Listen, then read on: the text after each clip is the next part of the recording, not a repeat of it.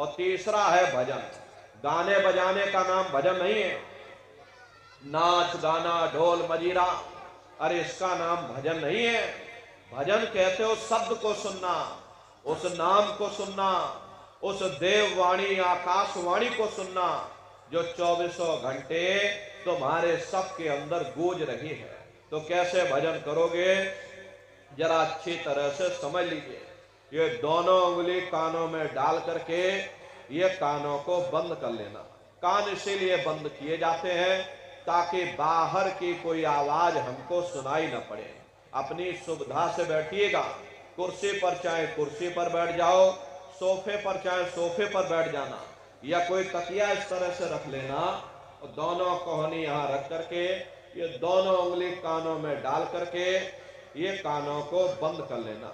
बहुत सी हमारी माताएं बहनें हैं, बूढ़े बुजुर्ग हैं, अरे भाई आपके घुटनों में दर्द होता होगा या रीढ़ की हड्डी में दर्द होता होगा और आप बैठ करके भजन नहीं कर पाते हो, तो आप लेट करके भजन करिएगा। ऐसे सीधे लेट जाना और लेटे लेटे आंख और कान को बंद कर लेना।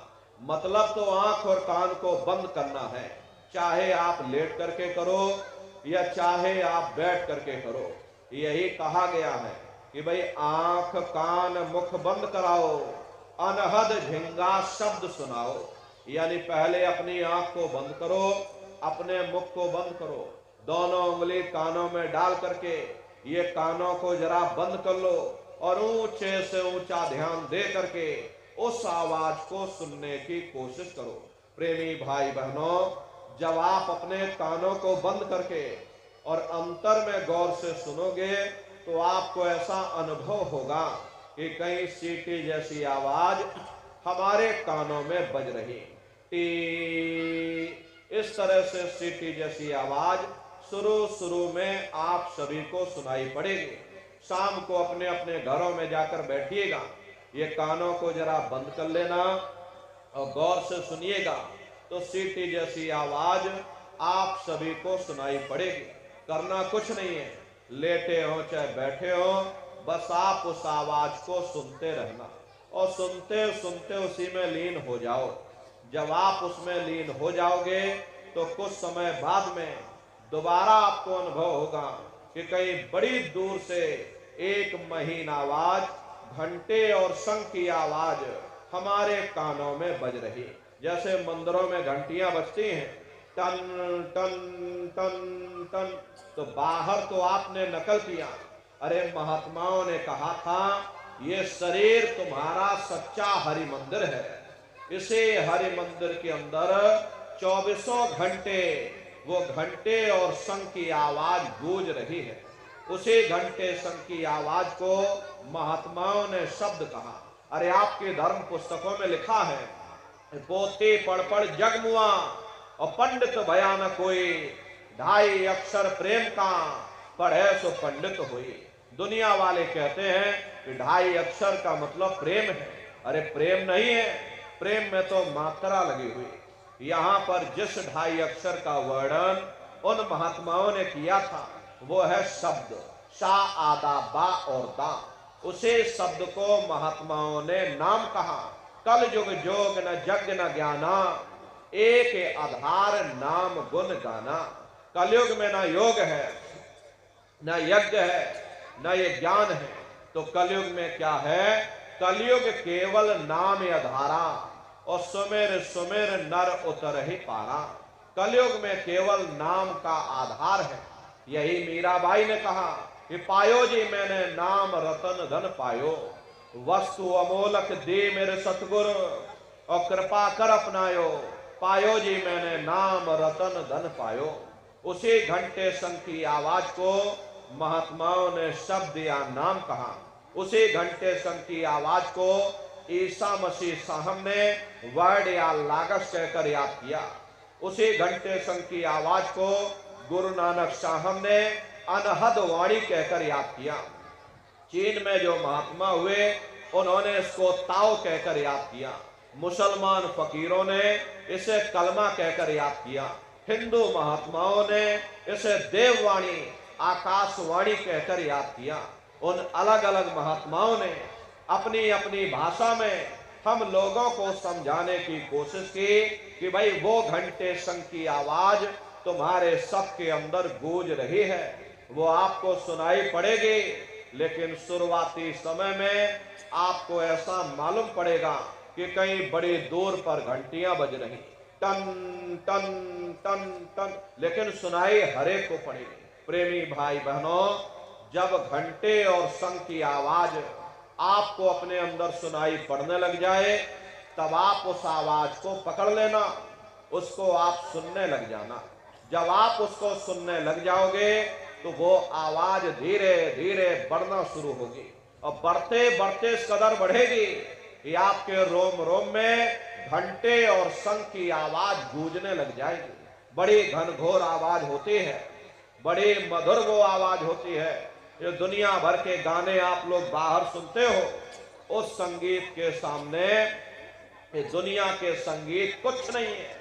जब आप उस संगीत को सुनोगे, इतना भारी आनंद आपके ऊपर छा जाएगा, इतनी खुशी आपको होगी, अरे ऐसा नशा आपके ऊपर चढ़ जाएगा कि आप सारी दुनिया को भूल जाओगे। शंकर भगवान को वही नशा चढ़ा था। शंकर भगवान कोई गांजा भांग नहीं पीते थे, ये तो हमने आपने शंकर भगवान को भी बदनाम कर दिया कि शंकर भगवान गांजा भांग पीते थे, तो चलो हम भी गांजा भांग खींचेंगे, और सब के सब गजेड़ी भगेड़ी हो गए। प्रेमी भाई बहनों, शंकर भगवान ने कभी गांजा भांग नहीं पिया। शंकर भगवान जिस नशे में लीन रहते थे, वो नाम का नशा था, वो ध्यान का नशा था, वो भक्ति का नशा था। जब आप उस आवाज को सुनोगे तो आपको भी वो नशा चढ़ जाएगा, क्योंकि उस आवाज में चुंबक है। जब आप उस आवाज को सुनोगे तो वो आवाज आपको अपनी ओर खींचेगी, और जब खिंचाव होगा तो जीवात्मा का फैला हुआ प्रकाश 9 दरवाजों से सिमटने लगेगा। अब ये 9 दरवाजे कौन कौन से हैं? देखो प्रेमी भाई बहनों, अच्छी तरह से आप लोग समझिएगा। अरे बहुत बड़ा विज्ञान है। दुनिया का विज्ञान जब समाप्त हो जाएगा तो ये विज्ञान प्रारंभ होगा। यही सच्चा सनातन विज्ञान है जो ऋषियों मुनियों ने समझाया, जिसको ये संसार भूल गया और बाहरी पाखंड में और कर्म कांडों में लोगों को उलझा दिया। तो आज सच्चे सनातन विज्ञान को समझने की जरूरत है। तो ये 9 दरवाजे कौन कौन से हैं? 2 आंख, 2 कान, 2 नाक के सुराख, 1 मुंह और 2 मलमूत्र का रास्ता, ये शरीर के 9 दरवाजे हैं। सबसे पहला दरवाजा गुदा चक्र आता है।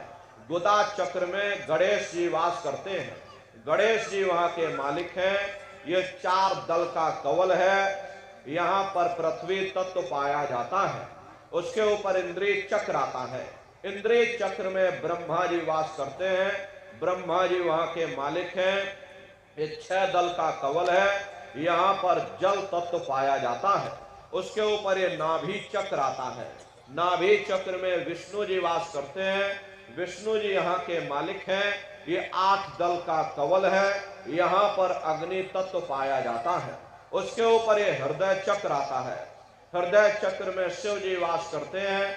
शिव जी यहाँ के मालिक हैं।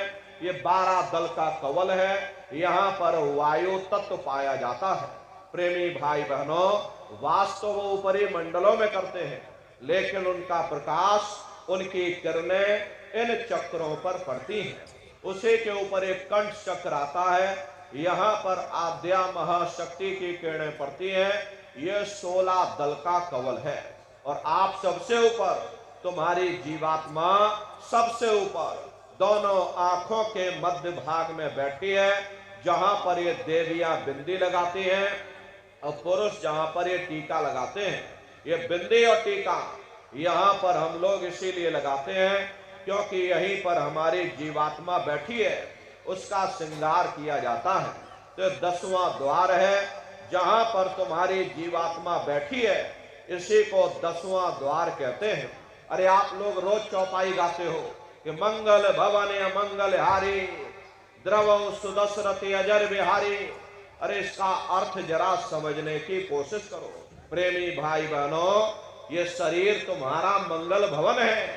तुम्हें अमंगलों से बचाने वाला, तुम्हें नरकों और चौरासियों से बचाने वाला ये पंच भौतिक शरीर ही तुम्हारा मंगल भवन है। इस मंगल भवन के 10 दरवाजे हैं और 10वें दरवाजे पर ये अजर बिहारी यानी कि तुम्हारी जीवात्मा बैठी है और यहीं पर बैठ करके जीवात्मा अपने प्रकाश को 9 दरवाजों में फैलाती है, जिससे तुम्हारा ये शरीर चलता है, तुम्हारे हाथ चलते हैं, तुम्हारे पैर चलते हैं। जब आप भजन करोगे और घंटे शंख की आवाज को जब आप सुनोगे तो उस आवाज में चुंबक है, वो आवाज आपको अपनी ओर खींचेगी और जब खिंचाव होगा तो जीवात्मा का फैला हुआ प्रकाश 9 दरवाजों से सिमट करके यही 10वें दरवाजे पर इकट्ठा हो जाएगा। और जैसे ही सारी शक्ति, सारी चेतना सिमट करके यहाँ पर इकट्ठी हुई तो शब्द क्या काम करेगा? शब्द तुम्हारी जीवात्मा को खींच करके इस शरीर से बाहर कर देगा। फिर आप अपनी आंखों से देखिएगा कि हमारा शरीर ये है और हम ये खड़े। आप अपने शरीर से अलग हो जाओगे। जैसे चिड़िया होती है, चिड़िया घोंसले से निकल करके आसमानों की उड़ान भरती है और शाम को फिर अपने घोंसले में आ जाती है। ऐसे ही तुम्हारी ये जीवात्मा इस शरीर रूपी घोंसले से निकल करके ब्रह्मांडों की सैर करेगी, देवी देवताओं के दर्शन करेगी, भगवान राम के दर्शन करेगी, भगवान कृष्ण के दर्शन करेगी और घूम करके फिर अपने शरीर रूपी घोंसले में वापस चली आएगी।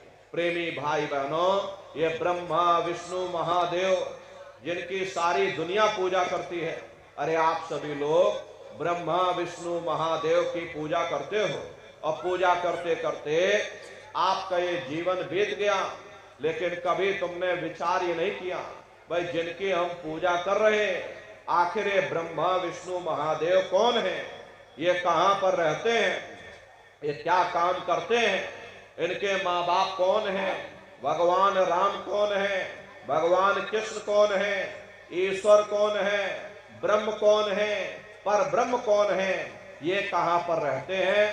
तो जरा संक्षिप्त में आप समझिएगा, क्योंकि अगर हम इसका वर्णन करेंगे तो हमको लाखों वर्ष लग जाएंगे, एक लोक का वर्णन नहीं हो पाएगा। इतने विशाल लोक इस आसमान के ऊपर बने हुए, लेकिन संक्षिप्त में हम आपको बता रहे कि किन किन मंडलों को पार करते हुए तुम्हारी ये जीवात्मा अपने 5वें मंडल पर यानी कि सचखंड में पहुंचेगी। रास्ते में कौन कौन से देश मिलेंगे, उस देश के कौन कौन से राजा मिलेंगे, तो जरा संक्षिप्त में आप समझ लीजिए। प्रेमी भाई बहनों, जब आप भजन करोगे और जब घंटे और शंख की आवाज को सुनोगे तो उसी घंटे शंख की आवाज को पकड़ करके ये जीवात्मा ब्रह्मांडों की चढ़ाई करती है। मान लो आप किसी जंगल में खो गए और चारों तरफ अंधेरा ही अंधेरा हो, कोई रास्ता आपको नजर ना रहा हो, तो आप किसी टापू या पहाड़ पर चढ़ करके और वहीं से आवाज लगाते हो कि भाई कोई हमारी आवाज को सुन रहा हो तो कृपया करके हमको रास्ता बताओ। मान लो किसी आदमी ने आपकी आवाज को सुना और उसने आपको आवाज दी कि भाई हम तुमको ये आवाज दे रहे, तुम इस आवाज को पकड़ करके और तुम हम तक पहुंचाओ। भले ही हमें दिखाई ना पड़े, लेकिन हम उसकी आवाज को पहले सुनेंगे, वो आवाज पूरब से आ रही या पश्चिम से आ रही, और फिर उस आवाज को पकड़ करके हम उसी जगह पहुंच जाएंगे जहां वो आदमी आवाज दे रहा। ठीक उसी प्रकार से इस मानव मंदिर के अंदर, इस हरि मंदिर के अंदर वो परमात्मा आवाज दे रहा। जब ये जीवात्मा उस आवाज को सुनेगी तो उस आवाज को पकड़ करके ये जीवात्मा वहीं पहुंच जाएगी जहां वो परमात्मा बैठ करके आवाज दे रहा। तो वो आवाज कब सुनाई पड़ेगी? जब आप भजन करोगे और जब घंटे और शंख की आवाज को सुनोगे तो उसी घंटे शंख की आवाज को पकड़ करके ये जीवात्मा ब्रह्मांडों की चढ़ाई करती है।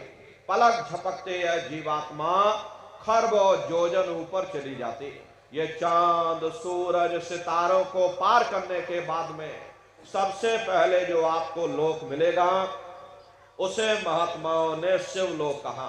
शिवलोक तमोगुणी स्थान है, वहां के मालिक शिव जी हैं, वो पार्वती जी के साथ उस लोक में विराजमान है। शिव जी का दर्शन करने के बाद में फिर जब आप ऊपर चढ़ोगे, उसी के ऊपर ब्रह्मा जी का लोक आएगा। ब्रह्मा जी का लोक वो रजोगुणी स्थान है, वहां के मालिक ब्रह्मा जी हैं, वो गायत्री, सावित्री और सरस्वती के साथ उस लोक में विराजमान है। और ब्रह्मा जी का दर्शन करने के बाद में फिर घंटे शंख की आवाज को पकड़ करके फिर जब आप ऊपर चढ़ोगे, उसी के ऊपर विष्णु लोक आएगा। विष्णु लोक वो सतोगुणी स्थान है, वहां के मालिक विष्णु जी हैं, उनका बड़ा मनमोहक स्वरूप है। उनकी 4 भुजाएं हैं और चारों भुजाओं में शंख, गदा, पद्म और चक्र सुशोभित है। और आप क्षीर सागर में लक्ष्मी जी के साथ विराजमान हैं। ये तीनों देवता ब्रह्मा, विष्णु और महादेव अपने अपने लोक में बैठ करके राज कर रहे हैं। एक रचयिता है जो हम जीवों को रचता है, एक पालनहार है जो हम जीवों को पालता है, और एक संहार करता है जो जीवों को नष्ट कर देता। एक का काम है शरीर को बनाना, एक का काम है शरीर की सुरक्षा करना, और एक का काम है शरीर को नष्ट कर देना। इनकी जो माता है वो आद्या महाशक्ति है। ब्रह्मा, विष्णु, महादेव लोक के ऊपर वो आद्या महाशक्ति का लोक आता है। उसे को देवी दुर्गा का लोक कहा जाता। उसे लोक को पार करने के बाद में सबसे पहला देश पड़ता है, या यूं कह लीजिए पहली राजधानी पड़ती है, जिसे महात्माओं ने सहस्र दल कवल कहा। वहां के जो मालिक हैं वो निरंजन भगवान हैं। ये ब्रह्मा, विष्णु, महादेव ये निरंजन भगवान के ही पुत्र हैं। और ये आद्या महाशक्ति, ये देवी दुर्गा, ये निरंजन भगवान की अर्धांगिनी है। और निरंजन भगवान स्वयं तीनों लोकों के मालिक हैं। उन्हीं को त्रिलोकीनाथ कहा जाता है। हिंदू उन्हीं को परमात्मा कहते हैं, मुसलमान उन्हीं को खुदा कहते हैं, ईसाई उन्हीं को गॉड कहते हैं। ये जल एक है। जल को चाहे आप पानी कह लो, चाहे आप वाटर कह लो, चाहे आप नीर कह लो। इसी तरह प्रेमी भाई बहनों, वो परमात्मा एक है। हम लोग लफ्जों के झगड़े में उलझे हुए हैं। घंटे और शंख की आवाज जो हर इंसान के अंदर गूंज रही, वो आवाज उन्हीं के मुखार बिंद से हो रही। निरंजन भगवान का जो स्वरूप है वो ज्योतिष स्वरूप है। हजार बाती की अखंड ज्योति वहां पर बराबर जल रही है। अरे हम लोग यहाँ मंदिरों में ज्योत जलाते हैं, ये तो हम आप उसकी नकल करते हैं। महात्माओं ने आपको चिन्ह बता दिया कि भाई ऐसा उनका स्वरूप है, तो हम लोग यहाँ पर नकल करने लगे। इस ज्योति में तेल की जरूरत पड़ती है, बाती की जरूरत पड़ती है, लेकिन वो अखंड ज्योति ऐसी जल रही जिसमें ना तेल की जरूरत है और ना बाती की जरूरत है। अरे महात्माओं ने लिखा है, उल्टा कुआ गगन में तिसमें जरे चिराग, और तिसमें जरे चिराग बिना रोगन बिन बाती, और 6 ऋतु 12 मास जरत रहे दिन राती। सतगुर मिले जो होए ताहि की नजर में आवे, और बिन सतगुर नहीं कोई वाह को दर्शावे। वो अखंड ज्योति ऐसी है जिससे पूरा ब्रह्मांड प्रकाशवान हो रहा। जितनी भी अवतारी शक्तियां आई, भगवान राम आए, राम को वहीं से नीचे उतारा गया। इसीलिए उस देश को अयोध्या नगरी या कौशलपुर देश भी कहा जाता है। अरे गोस्वामी जी महाराज जब साधना करके वहां पहुंचे, तभी गोस्वामी जी महाराज ने रामचरित्र मानस में लिख दिया। देखो प्रेमी भाई बहनों, रामचरित्र मानस में गोस्वामी जी महाराज ने जो भी लिखा है वो सब अंतर का भेद लिखा। जब उन्होंने साधना किया और साधना करके जब ऊपर गए, जो कुछ उन्होंने ऊपर जाकर देखा वो रामचरित्र मानस में लिख दिया। क्या उन्होंने लिखा? देखिए गोस्वामी जी महाराज रामचरित्र मानस में लिखते हैं कि मोद्यो नैन त्रिशत में भयो उन चितवत कौशलपुर गयो। जब मैंने अपने बाहर की आंख बंद की, मेरी अंतर की आंख खुल गई और मैं क्या देख रहा हूं, मैं कौशलपुर देश में पहुंच गया। मोहे विलोक राम मुस्काई, मुझे देख करके भगवान राम प्रसन्न हो गए। उन्होंने ऊपर जाने का मुझे रास्ता दे दिया। मैं ऊपर जाकर के क्या देख रहा हूं, उधर माज सुनंडज राया, देखे बहु ब्रह्मांड निकाया, अति विचित्रता लोक अनेका, रचना अधिक एक तेका। विचित्र विचित्र भांत के वहां पर लोक बने हुए, एक से बढ़कर एक सुंदर सोने के वहां पर महल बने, जिनकी शोभा अवर्णीय है। प्रेमी भाई बहनों, वो असली अयोध्या नगरी है, वो भगवान राम का असली देश है। जब आप लोग साधना करके वहां पहुंचोगे और अपनी दिव्य दृष्टि से उस अयोध्या नगरी को जब आप स्वयं देखोगे, अरे तुम देखते रह जाओगे। ये क्या ईश्वर की लीला है, कैसे उसकी कारीगरी है, अनंत उसकी सत्ता है, अनंत उसका प्रकाश है। उसे आनंद को पा करके बड़े बड़े राजे महाराजाओं ने अपने राजकाज पर ठोकरें मार दी और जंगलों में जाकर के नंगे हो करके नाचने लगे। इतना आनंद, इतनी खुशी उन साधकों को होती है। मीराबाई को जब वो दौलत मिल गई, मीराबाई ने अपना राजपाट छोड़ दिया और मीराबाई कहने लगी, मैं मिल जाए पाए पियो अपना, तब मेरे पीर बुझानी और मेरा सुरत शब्द सैलानी।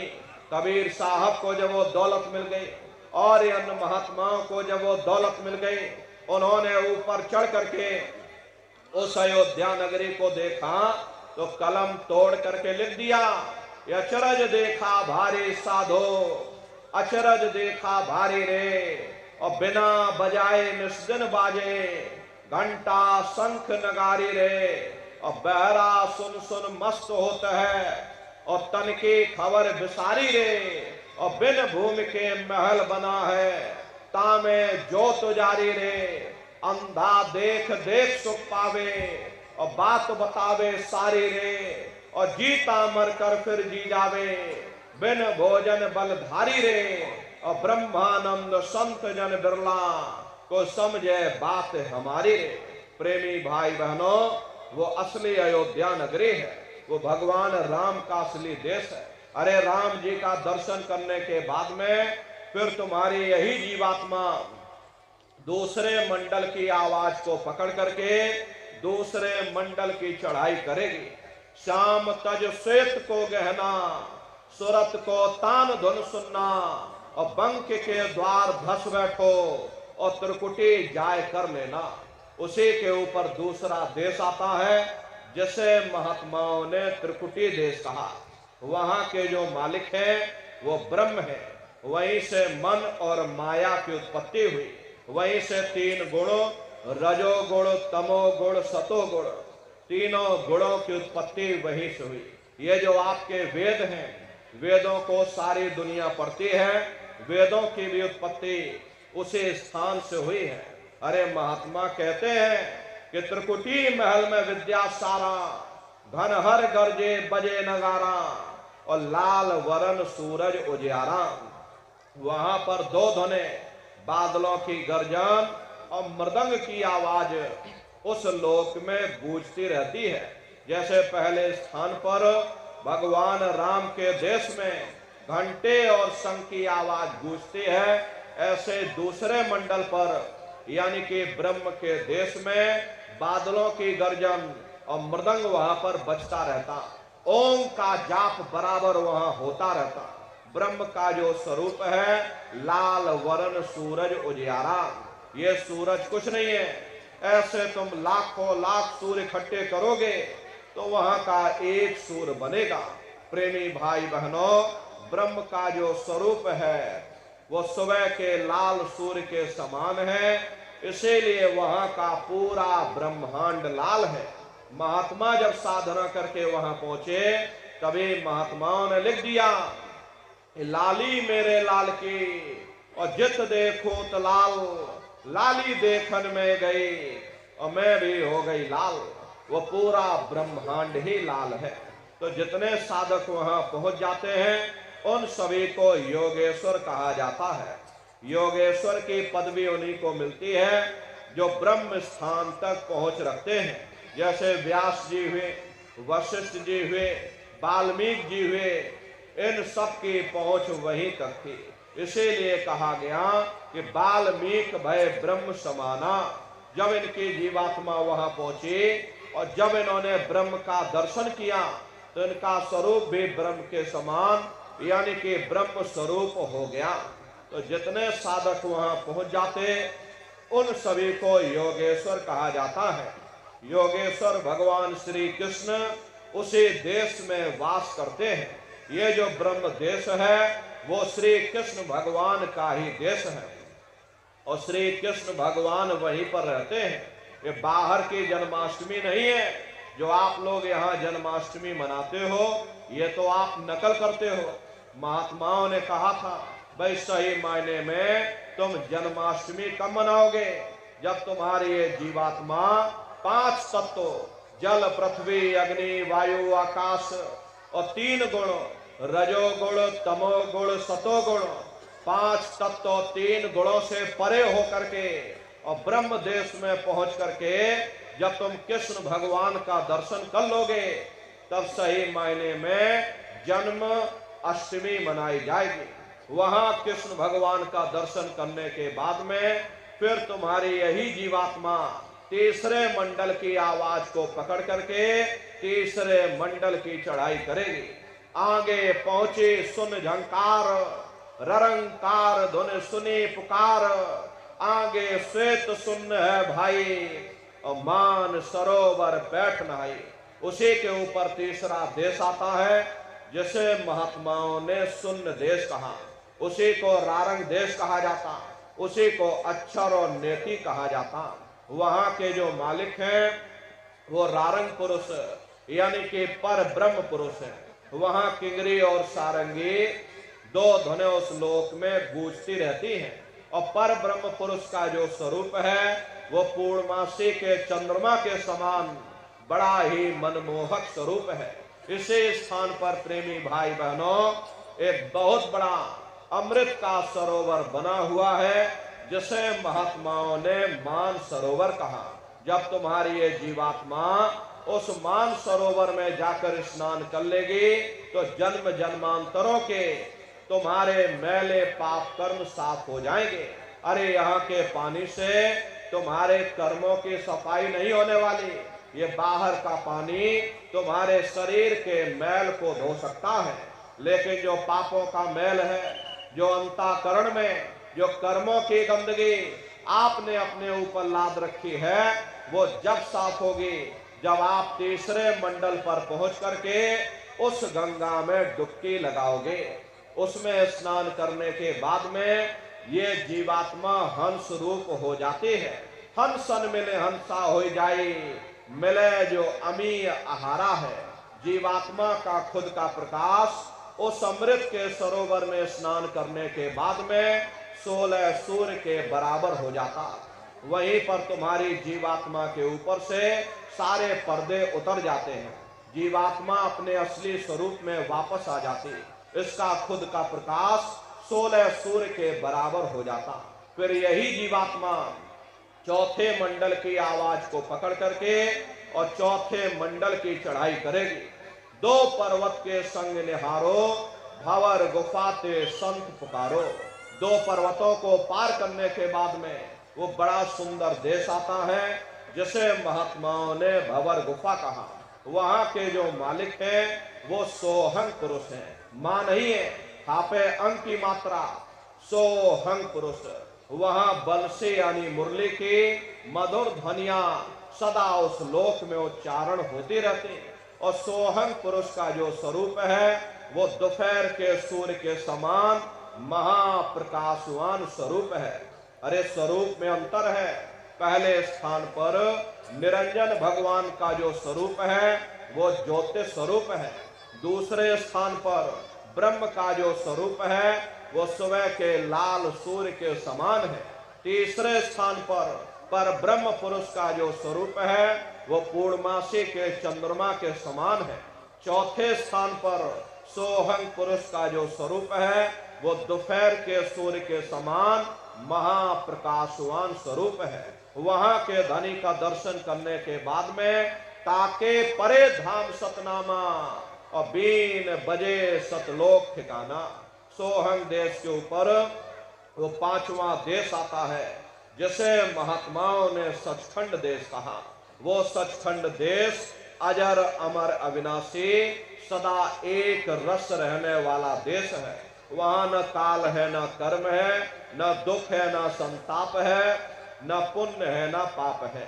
जो जीवात्माएं वहां पर पहुंच जाती हमेशा के लिए जन्म मरण के बंधनों से आजाद हो जाती। वहां के जो मालिक हैं वो सत्पुरुष भगवान हैं जिनके रोम रोम में खरबों खरब सूरज चांद सितारे प्रकाशवान। वही हमारे आपके सच्चे मालिक हैं, वही हमारे आपके सच्चे पिता हैं। अरे हमको आपको वहीं से नीचे उतारा गया, फिर शब्द को पकड़ करके शब्द शब्द पौड़ी पर चढ़कर पहुंचो सचखंड सतनाम। तो शब्द कब पकड़ में आएगा? जब आप भजन करोगे।